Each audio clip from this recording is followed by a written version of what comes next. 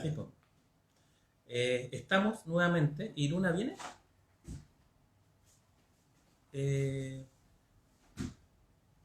sí, ahí está. Ahí está, está esperando que nos conectemos. Ya. Eh, sí, nosotros, me está escribiendo, nosotros éramos. Ahí está Luna Grandón, ya. Ya. Dale. Ahí va a entrar nuevamente. Dale. Ahí. Lo inefable de la ciencia, de la tecnociencia. Acá estamos, ¿ah? ¿eh? El imperio de las tecnociencias. Nos enfrentamos a cada rato. Son las trampas de la modernidad.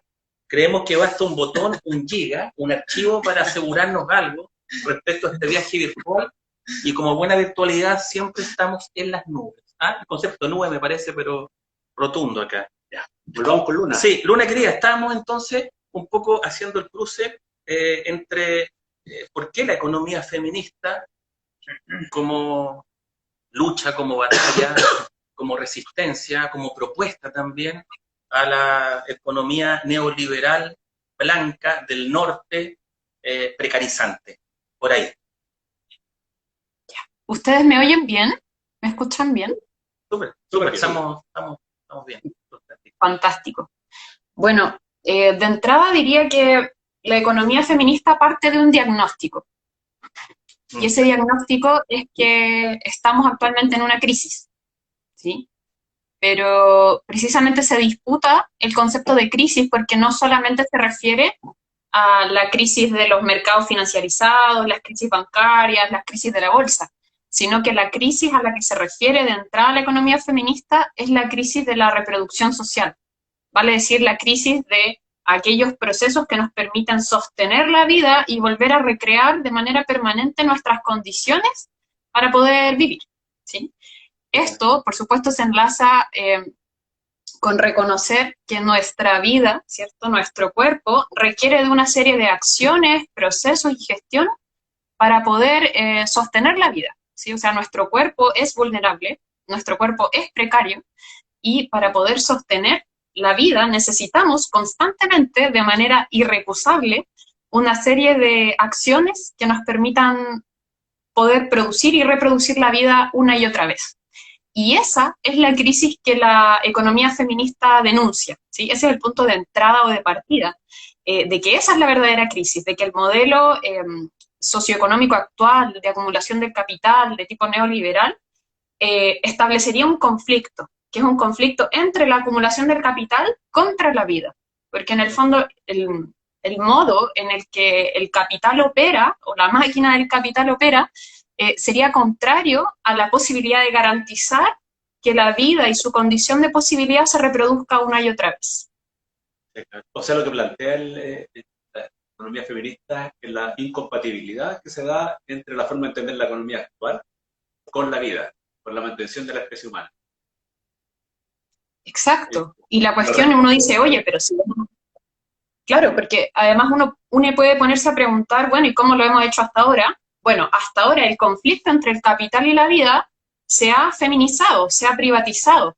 Ese conflicto o ese desajuste que hay entre la vida y el capital, las que lo han podido sortear hemos sido las mujeres, ¿sí? Mediante la asunción de una serie de trabajos, ¿sí? Que no son remunerados, que pocas veces, quizás hoy en día un poco más, pero pocas veces son nombrados o reconocidos con ese estatuto de trabajo.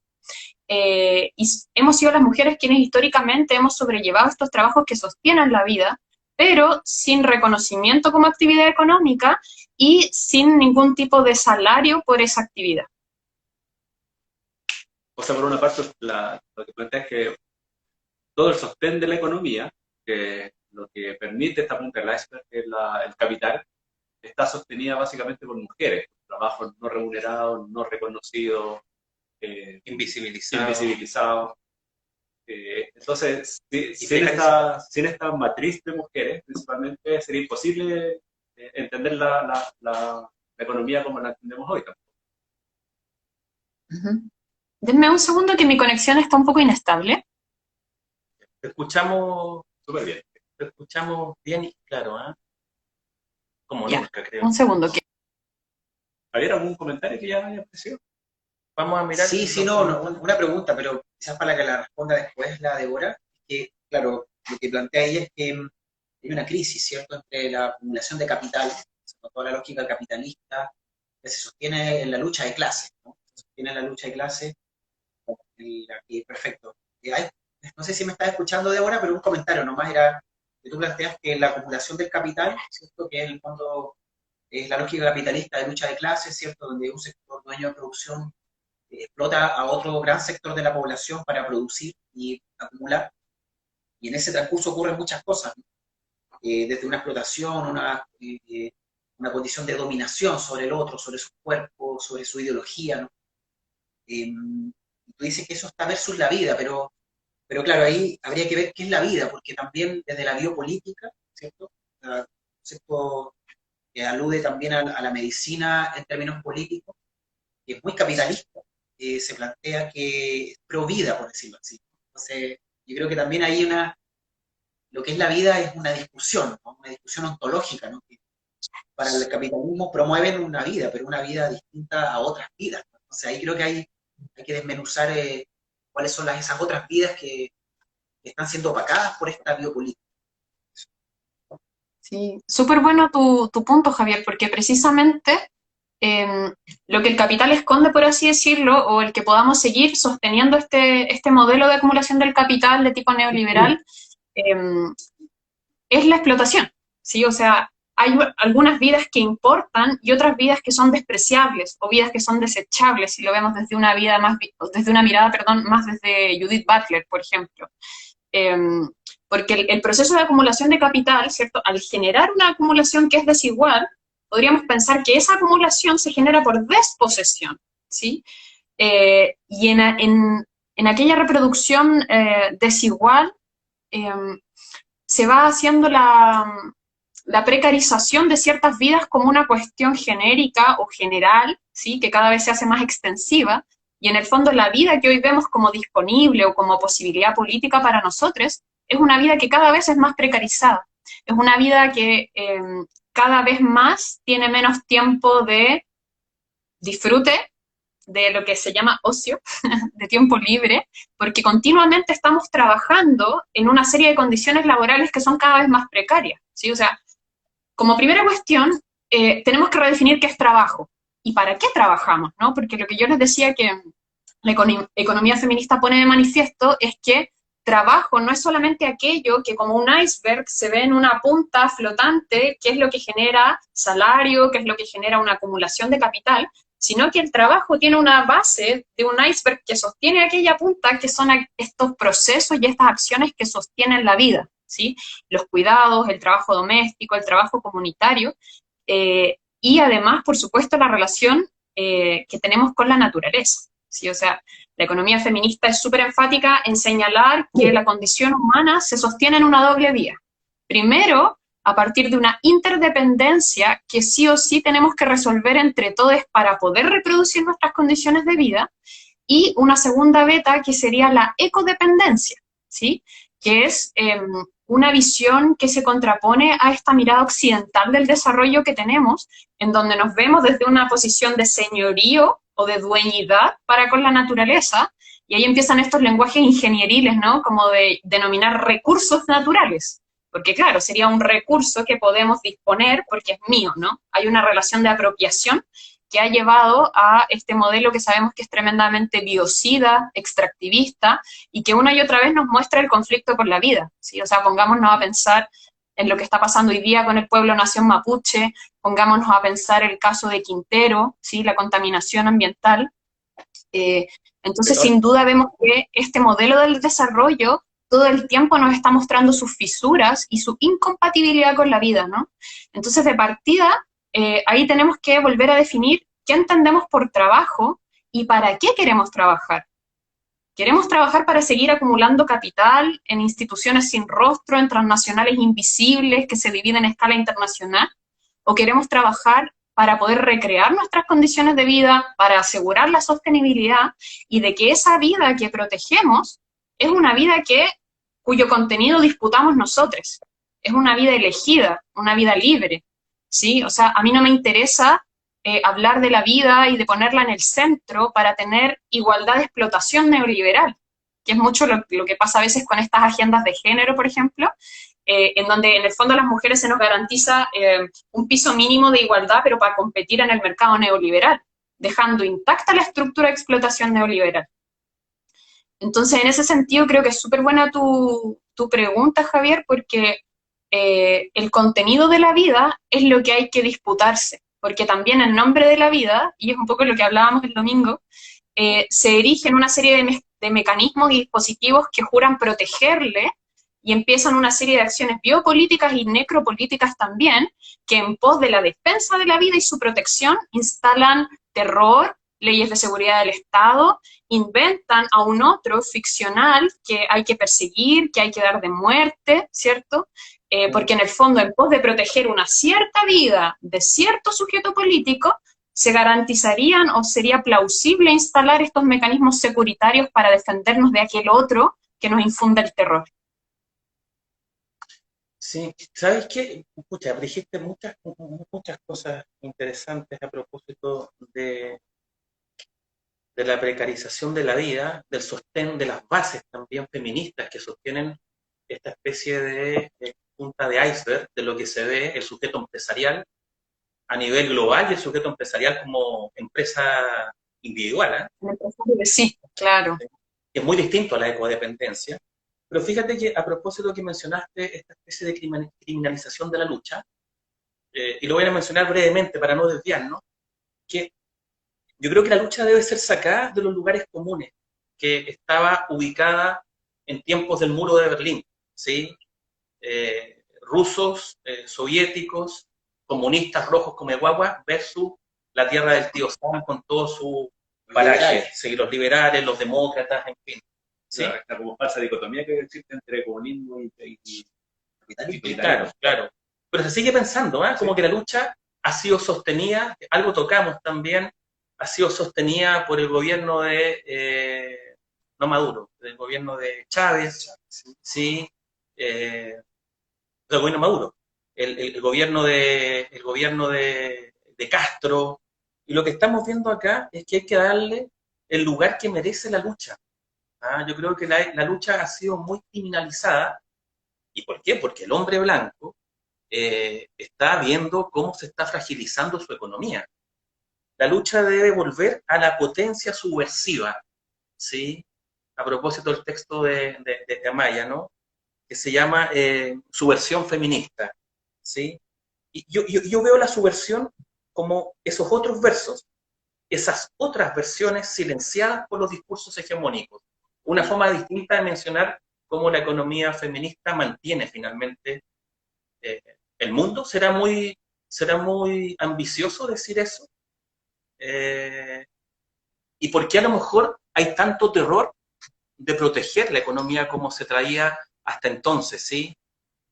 Asegurar las platas de los grandes holdings de las AFP, resistirse al 10%, el ministro hizo 2 aseveraciones, fue tremendo eso, ¿no?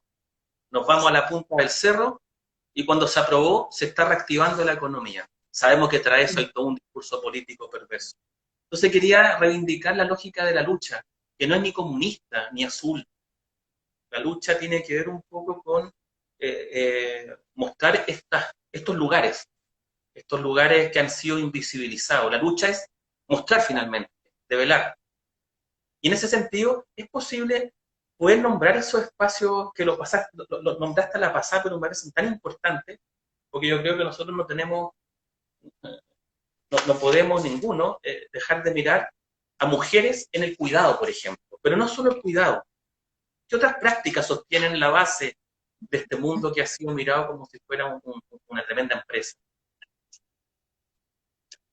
Antes de llegar a eso, ahora yo te voy a hacer una tangente, ya que mencionaste lo de las AFP, a propósito del sujeto de la economía, ¿no? Porque cuando este gobierno, así como otros, piensan sus medidas y sus políticas públicas, tienen a la base, aquí tatuado en el imaginario, a un sujeto prototípico, un sujeto estándar, que sería el sujeto que participa de las relaciones económicas. Ese sujeto sería burgués, varón, blanco, heterosexual, con una funcionalidad típica, ¿cierto? O neurotípico. Y a partir de esa representación de sujeto se piensa la economía, ¿cierto? Entonces, por ejemplo, cuando se hace esta cuestión de las AFP, que yo insisto, o sea, es un golpe certero a la AFP, porque que se sirve de dineros que están invertidos de manera como especulativa, ¿cierto? En acciones, en bolsa, que es una cuestión que no hay. Entonces les obligamos a hacer aparecer, con acto de magia, nuestra plata. Entonces no puedo dejar de encontrar eso muy maravilloso como golpe político. Sin embargo, si uno se pone a pensar, vale, ¿quiénes podemos hacer el retiro del 10%? Es este mismo sujeto de la economía, el sujeto estandarizado, porque hay una serie de personas, especialmente mujeres, cuerpos feminizados, disidencias sexuales, que no hemos podido optar a condiciones de trabajo, a condiciones laborales que nos den un salario. Hay una serie de economías informales que son, yo diría, cada vez más la norma. Entonces la posibilidad de tener un contrato laboral, que paguen por tu previsión social y por tanto tener algún ahorro en la AFP del cual echar mano, es una posibilidad que es ajustada, es acotada, ¿sí? Solo para mencionar un ejemplo, yo que trabajo en la educación superior de manera bien precarizada, porque como les digo soy profesora nómade, para mí el retiro de mi 10% de la AFP equivale a mi 50%. Porque tenía así de ahorros, ¿cierto? En la AFP porque nunca he podido cotizar por mis condiciones informales, ¿no? Entonces, cuando se piensa esta política pública, se supone que hay un sujeto con condiciones estables, con previsión, y no es el caso. Entonces, la economía feminista lo que precisamente muestra es la ficción de este sujeto en base al cual se piensan todas las relaciones económicas, la política pública, los tiempos del trabajo, ¿sí? Y a propósito de eso voy a llegar ahora a lo que me preguntaste, Rodri, del cuidado, porque los trabajos de cuidado, más que entenderse como una cuestión excepcional, deben entenderse como una condición, ¿sí? O sea, nuestra vida, para ser mantenida, requiere acciones de cuidado de manera permanente, ¿sí? Y eso no guarda relación con que solamente seamos niños, niñas, con que tengamos alguna enfermedad, con que estemos en alguna situación de dependencia específica, sino que es un continuo. Y como sociedades tenemos que hacernos cargo, sí o sí, si es que queremos ser capaces de recrear nuestras condiciones de vida, de garantizar estas acciones de cuidado que mantienen y permiten la vida. Y esto implica entonces que todas las sociedades por defecto son dadoras de cuidado y receptoras de cuidado, en un flujo continuo, ¿sí? Y todas estas acciones es la parte, digamos, invisible del iceberg que tú me preguntabas, porque, por ejemplo, para meterme a la crítica que la economía feminista le hace al marxismo, es que el marxismo ya parte también de un supuesto en el que dice, bueno, lo que se transa en el mercado es la fuerza de trabajo, ¿no? O todos y todas todo el tiempo estamos como arrendando, ¿cierto? Subastando nuestra fuerza de trabajo en pos de un salario que solamente nos da una parte de toda la fuerza que empleamos en la acción de trabajo, porque se nos administra, ¿cierto? Un salario de aquel o aquella que detenta los medios de producción. La crítica feminista a eso es que sigue invisibilizándose todo el proceso de reproducción de la fuerza de trabajo. Porque para que yo me levante en la mañana y pueda hacer cualquier acción de trabajo, necesito reponer mis energías continuamente. Necesito estar alimentada, higienizada, haber dormido, estar estable emocionalmente, digamos, por decirlo de algún modo, ¿no? O sea, para poder funcionar necesitamos reproducir nuestra energía, si se quiere.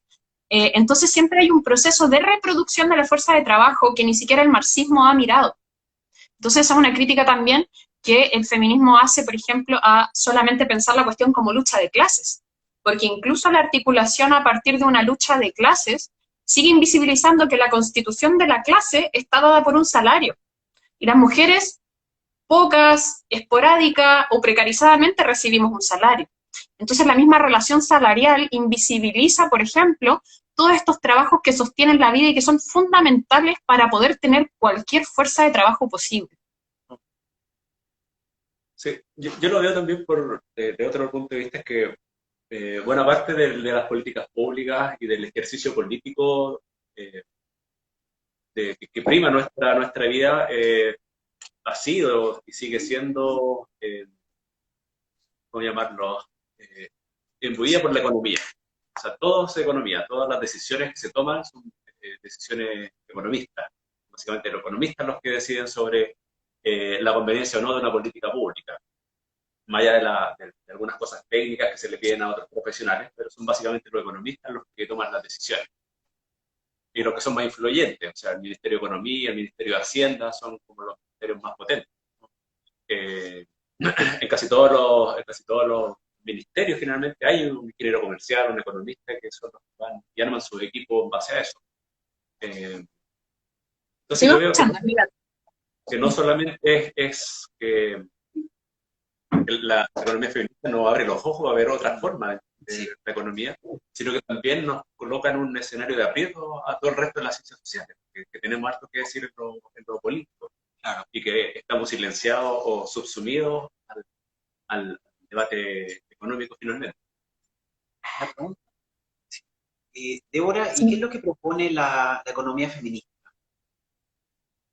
Mira, la propuesta de la economía feminista, al menos la que yo trabajo, porque igual hay corrientes, pero yo, para hacerla corta, me sitúo en la de la ruptura, no en la versión a medias tintas, sino en la radical.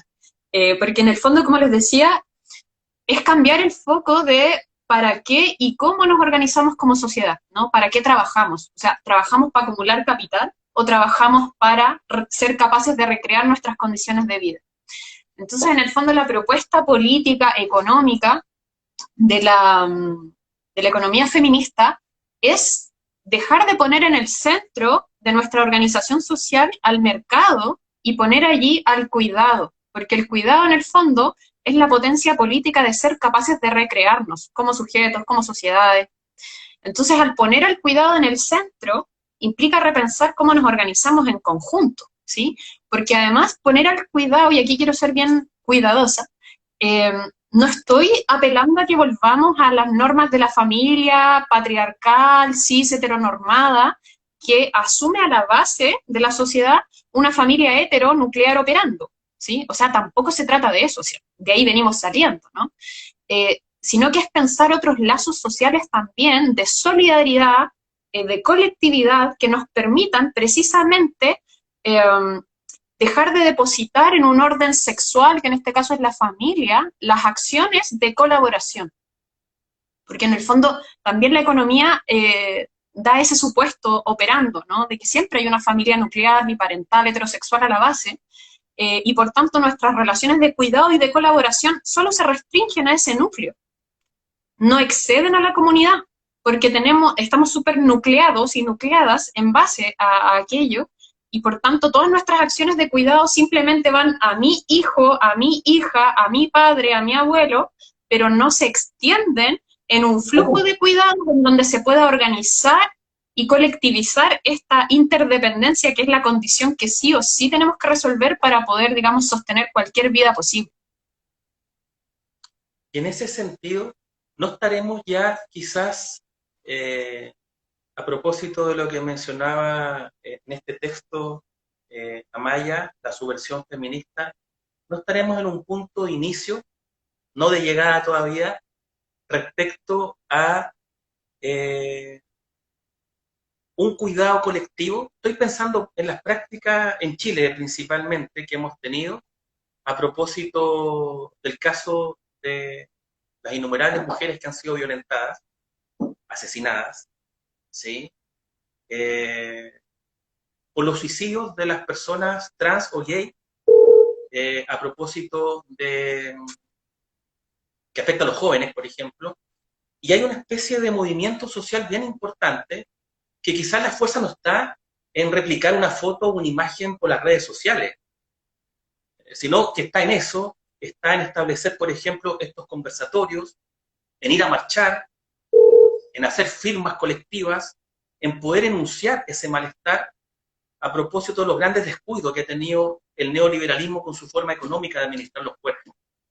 Entonces, lo que yo veo ahí, fíjate, quizás estoy viendo algo distinto, que no había visto nunca, que esperé por muchos años, desde la adolescencia, que las personas, todos, estuviéramos gritando, denunciando, develando, ¿sí? Entonces, lo veo como una quizás precarizada forma, o quizás más que precarizada, primitiva forma de reproducir el cuidado colectivamente, de mirar a quién está dañado, a quién está dañada, a quién sufre. ¿Sí? Por ahí lo veo también como que algo se está iniciando en ese sentido. Sí, Creo o que ya no sea, es tan invisible esto que estamos hablando ahora a propósito de, ¿cómo se llama? De preguntarnos si queremos reproducirnos o no. Y que no sea sancionable, por ejemplo, para quien renuncia a querer paternar, a querer maternar.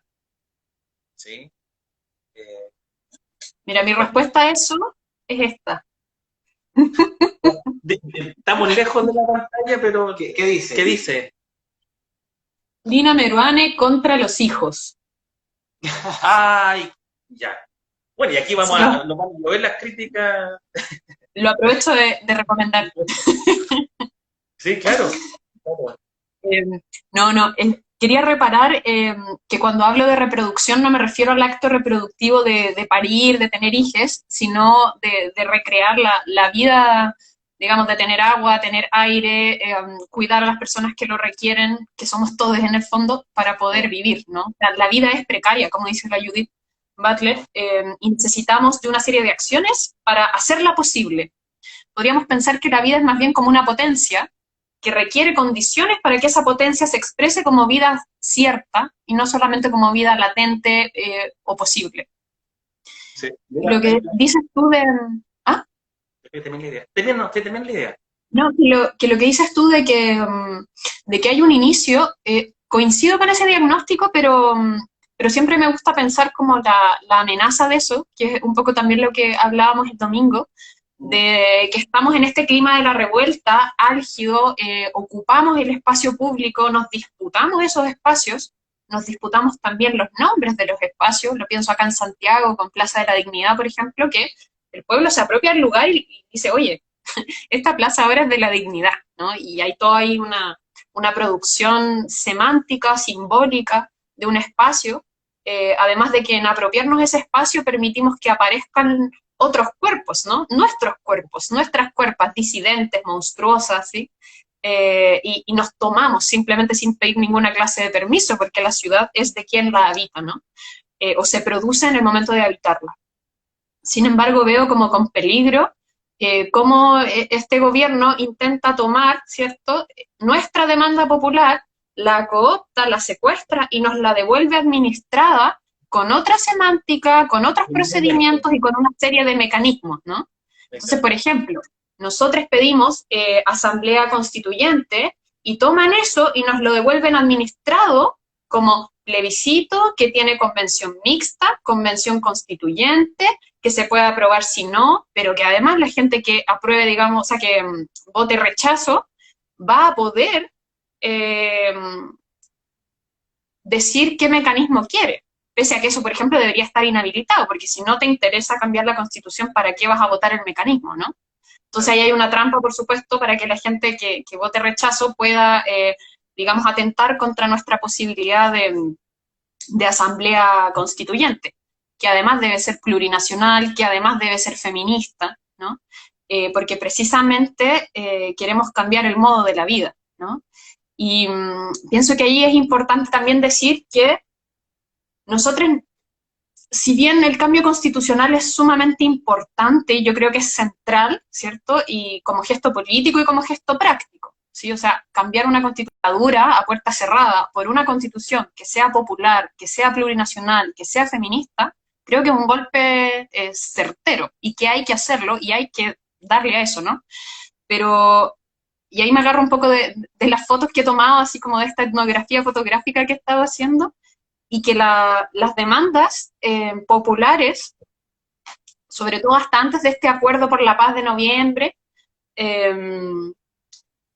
eran hasta que la dignidad se haga costumbre, o hasta que valga la pena vivir. Entonces creo que ahí hay una cuestión muy preciosa, que es de decir, bueno, ¿qué vida queremos, no? Una que sintamos que es nuestra, y que sintamos que vale la pena vivirla. porque supongo que la vida es algo más que solamente levantarnos apurades, dejar a los hijos, trabajar, volver cansados, tener poco tiempo para el sexo porque estamos siempre cansados, ver la serie de turno, acostarnos tarde y repetir, y que de pronto nos den 15 días de vacaciones una vez al año para que podamos sentir que somos libres, ¿no? Y podamos reponer fuerzas para seguir todas nuestras vidas hasta que recibimos una jubilación miserable, si es que la recibimos, más de los 60, ¿no? Pienso que ese circuito es el que ya no queremos vivir, o sea, estamos viendo hoy en día las ficciones y los fracasos de esa vida que quizás nuestros padres, nuestras madres, sí hicieron, sí se compraron, y que además tuvieron, digamos, ciertas garantías para poder hacerlo, ¿no? Trabajos a largo plazo, contratos, un poco de bienestar social, yo creo que más del que tenemos ahora, posiblemente, pero hoy día vemos, ¿cierto?, en esta primera generación de jubilados y jubiladas, la ficción de las FP, ¿no? La miseria en la que se encuentran nuestros viejos y nuestras viejas. Y supongo que ahí hay otro motivo más, ¿cierto?, que nos toca quizás más de cerca, para seguir resistiendo a esta normalidad que nos ofrece el capital. Débora, Vamos a entrar a las preguntas. Javier está mirando los comentarios y vamos a hacer algunas preguntas para tomar también parte de la interacción, a ver qué sale de esta reflexión, ¿te parece? Bien, ¿no? Gracias por estar tocando los temas de lo que fue el estallido social y en el fondo esta olla a presión que explotó, ¿cierto? El 18 de octubre y que, bueno, lamentablemente no generó ningún cambio institucional. Yo creo que claro, aún al menos, pero creo que eso no hay que olvidarlo. Creo que es un detalle gigante que no hay que olvidar, porque si el gobierno no fue capaz de cambiar ni un poco de la estructura que se estaba cuestionando, es porque estamos en un régimen, ¿no? Y eso hay que decirlo, ¿no? Y de hecho es muy tímida la postura de muchos medios de comunicación frente a eso, ¿no? Como que hay gobiernos, ¿no?, donde hay países que protestan una semana y se cambian leyes, ¿no? Acá al contrario, acá se protegió de una forma, se blindó en los medios, en el gobierno, en todos los poderes del Estado, se blindó el modelo, ¿no? Y eso nosotros como chilenos, yo creo que chilenas, tenemos un daño muy grande a nivel estatal, hay un trauma psicosocial tremendo que el Estado está produciendo en la población chilena, ¿cierto? De hecho, ahora, claro, todos celebramos, ¿cierto?, el tema de los 10%, pero finalmente es nuestro propio dinero, ¿no? O sea, no hay un estado de bienestar, ¿no? Hay un sistema de protección social que funciona por ahí nomás, para los sectores más vulnerados, ¿no? Pero para la clase media ahora recién hay unas cositas que están saliendo, pero esta clase media que es endeudada ha sostenido el neoliberalismo en Chile, y es un sector social bastante dañado. Y creo que no podemos olvidarnos de eso. Así que gracias por tocar ese tema. Y quiero ir a una pregunta que es similar, está ligado a esto. ¿Un recorrido quizás de las preguntas? Sí. No, es que es la única que he visto por el momento. Dice, ¿qué valor se le da a la comunidad en la economía feminista? ¿Cuál es el valor de la comunidad en la economía? Quizás más que valor es el lugar, tiene un lugar central, porque en el fondo, en tanto todos somos cuerpos vulnerables y con una serie de necesidades vitales para subsistir, sí o sí necesitamos de articulaciones de interdependencia para resolver esas necesidades de manera colectiva. La comunidad, sin embargo, no hay que darla por sentado. Yo creo que, sobre todo las personas que trabajamos en intervención social o venimos como de esa formación, siempre hay una cuestión media ingenua de asumir que la comunidad está, de que la comunidad existe, como una cuestión dada por hecho, ¿no? Entonces, cuando decimos vamos a operar desde un enfoque comunitario, asumimos que allí afuera hay una comunidad que está funcionando, que funciona bien, que tiene buenos valores, y muchas veces la comunidad es más bien un proyecto por construir, ¿sí? Lo pienso obviamente desde mi lugar súper situado en la ciudad urbana, y tomando esta experiencia citadina como ejemplo, o sea, en estos mega edificios de 20 pisos, muchas veces las personas ni siquiera se conocen, ¿no? Entonces, si tienes un problema, o sea, siempre vuelves a apelar al núcleo familiar, heterosexual, como red de sostén o red de ayuda, pero ni siquiera hay un conocimiento de las personas con las que compartes un territorio, por ejemplo, ¿no? Entonces la comunidad, yo diría eso, que también es un proyecto por construir, ¿no? Porque también en las mismas comunidades se replican valores patriarcales o normas de género, ¿sí? No porque estemos desde una comunidad significa que todo anda impecable y que hemos, digamos, sorteado estas cuestiones. O sea, en la misma comunidad puede que los liderazgos sean masculinos, la dominancia de las palabras en las asambleas pueden seguir siendo masculinos, seguir acallando a las compañeras, seguir reproduciendo una serie de prácticas en donde el sujeto político sigue siendo un hombre cis heteronormado. Sí, yo quisiera llevarte para otro punto, por ahí salió la conversación y me quedé con esa idea. Cuando se habla de pensarse estas otras formas de pensar la vida afuera y de repensar el trabajo, con esa idea me quedé. Eso podría significar, por ejemplo, disminuir la cantidad de horas de trabajo. Por ejemplo. Podría significar que gente deje de trabajar voluntariamente. Podría significar también en términos de paternidad que mucha gente decida no procrear. Y eso iría contra un principio básico fundamental de la economía, que es el principio de crecimiento.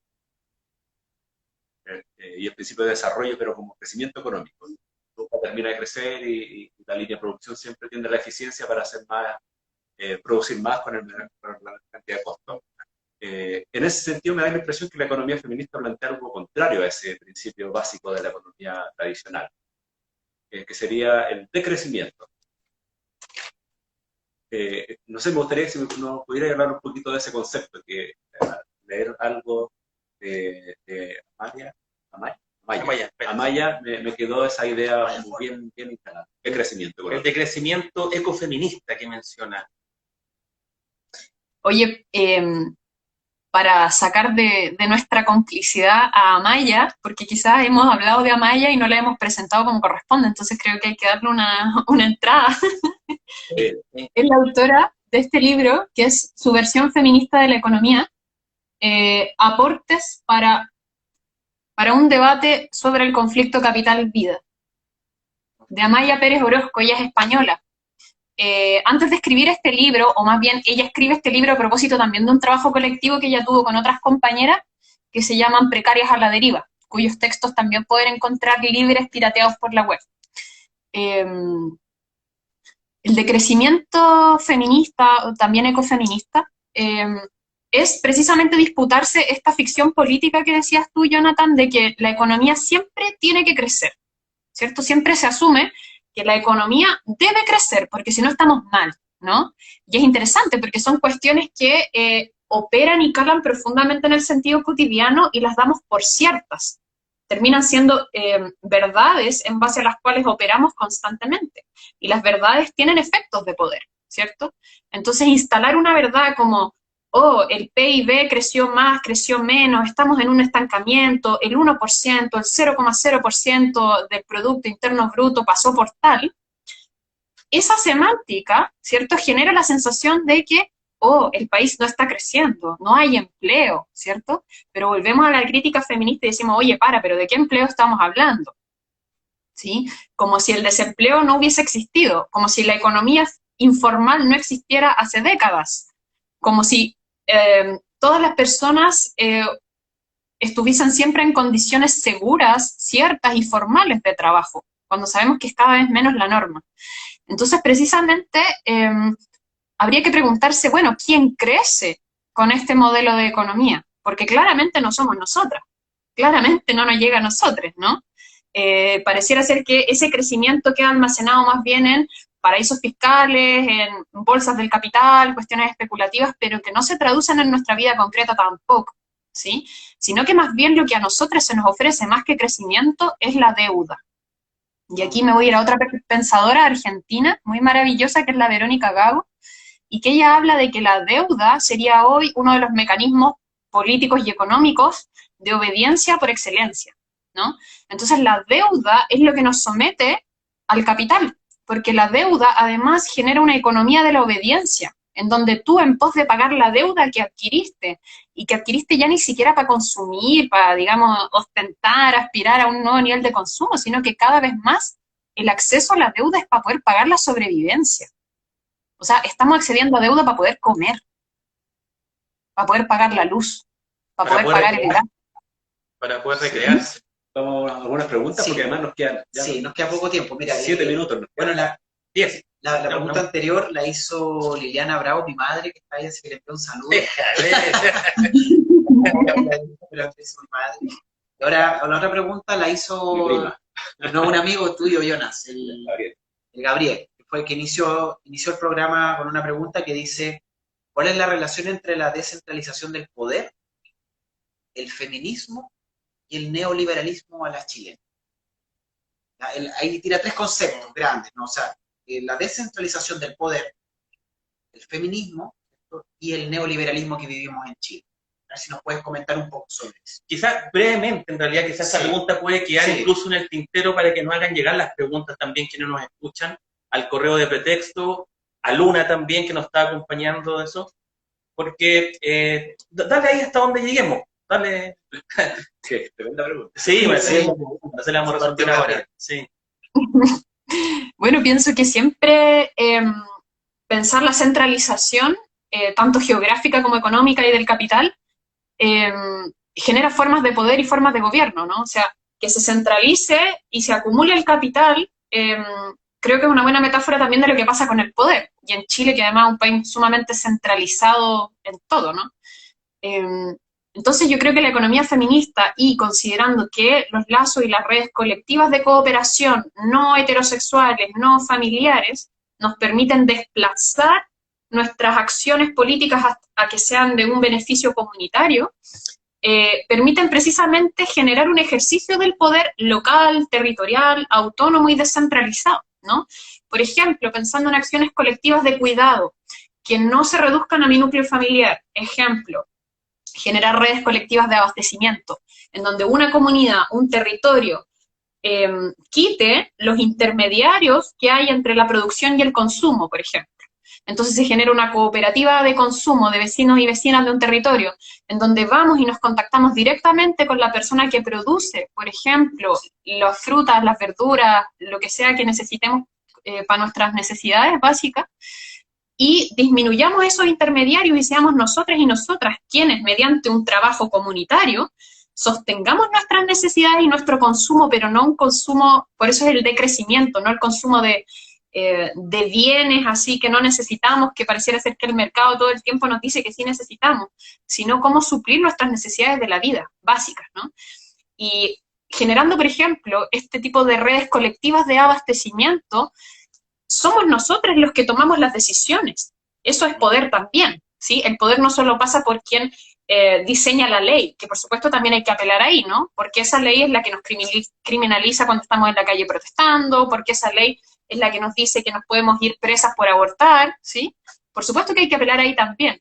Pero lo que voy es que el poder no solamente está ahí, el poder también está en nuestras acciones cotidianas, en cómo decidimos colaborar entre nosotros, en cómo podemos desarmar nuestra necesidad de ir al súper a comprar, siendo que podemos ir con un productor o productora local, distribuir a nuestra comunidad, bajar nuestros costos y además poder trazar cómo se genera el producto que consumimos.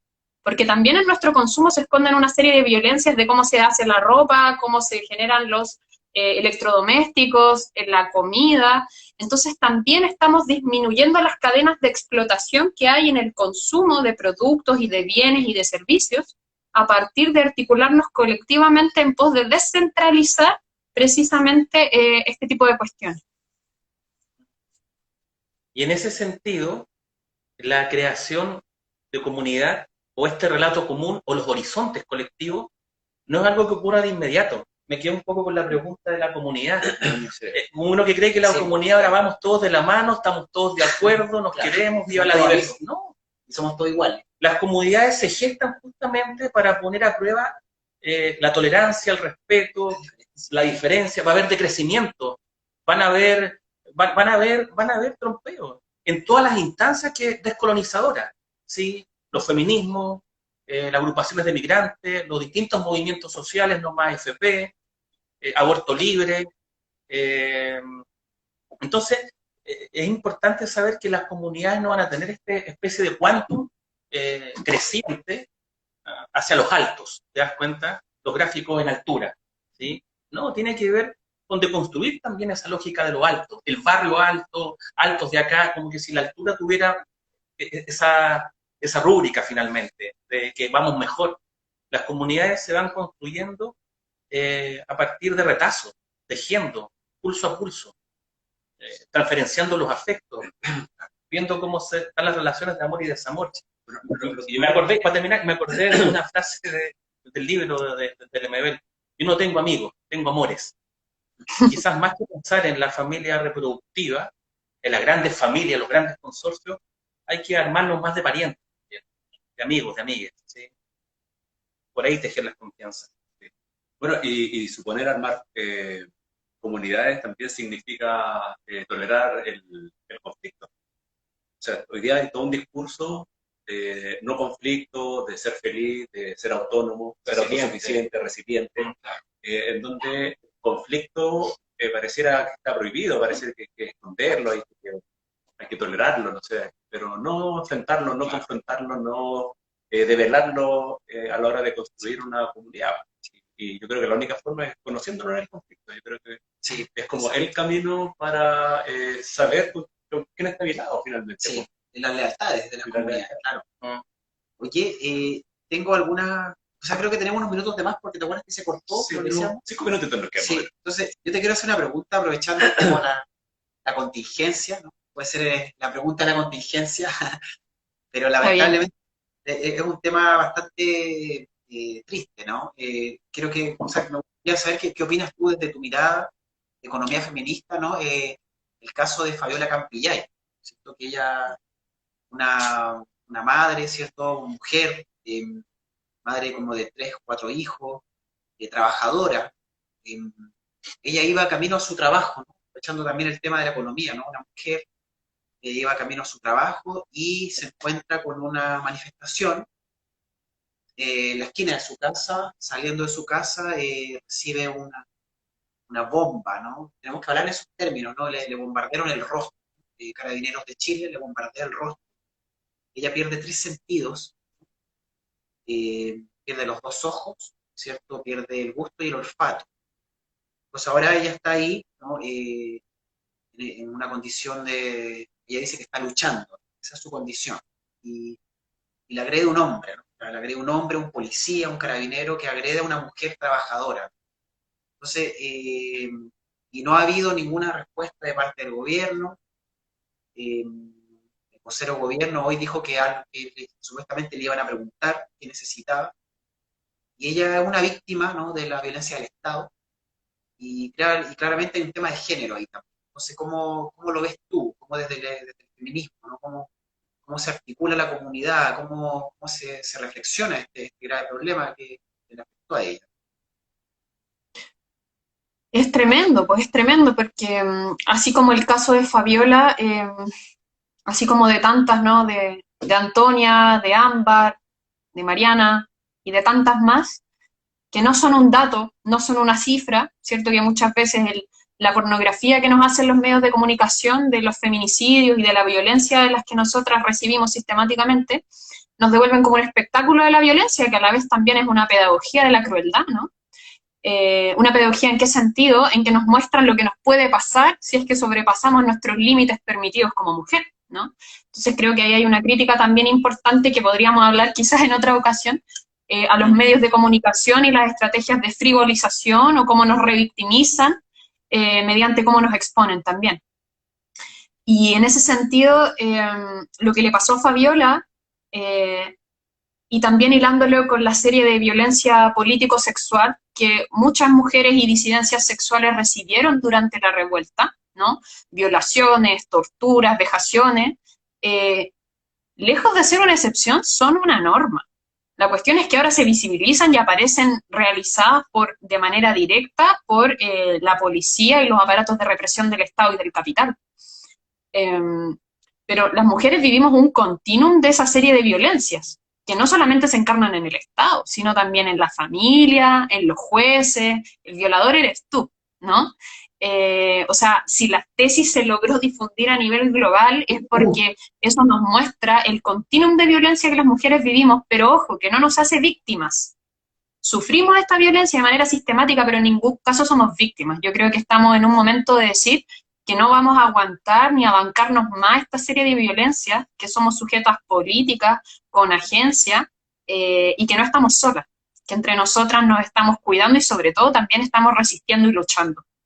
Y creo que las mujeres hemos sido un sujeto político fundamental durante la revuelta, creo que somos también de las catalizadoras de la revuelta popular, o sea, no podemos dejar de entender la revuelta popular como fenómeno sin mirar el mayo feminista del 2018, sin todas las tomas universitarias del 2018 por mujeres, tomas feministas, disidentes, y creo que ahí hay algo que mirar. O sea, yo creo que los feminismos hoy en día están siendo el horizonte político que está movilizando las discusiones y que se está disputando los imaginarios políticos. Oye, Bueno, chiquillos, ya genial. estamos sin tiempo, así que Estamos en algunas palabritas para ir ya cerrando. Dele, pues, dele.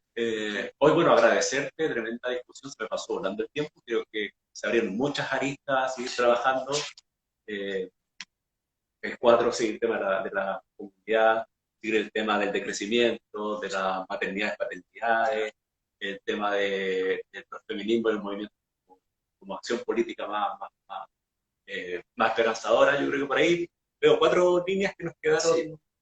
que las esbozamos, pero quedó harto que desarrollar, y te agradezco, Luna, por tu claridad, por tu exposición. Bueno, y cordialmente invitada para otros programas. Otros programas. Otros Sí, programas. sí. Esto continuará. Oye, gracias. Como siempre, un placer escucharte desde tu lugar, desde esa trinchera también. No es fácil estar en Santiago. Poder estar hoy día también, haber movido tu entorno para poder estar con nosotros.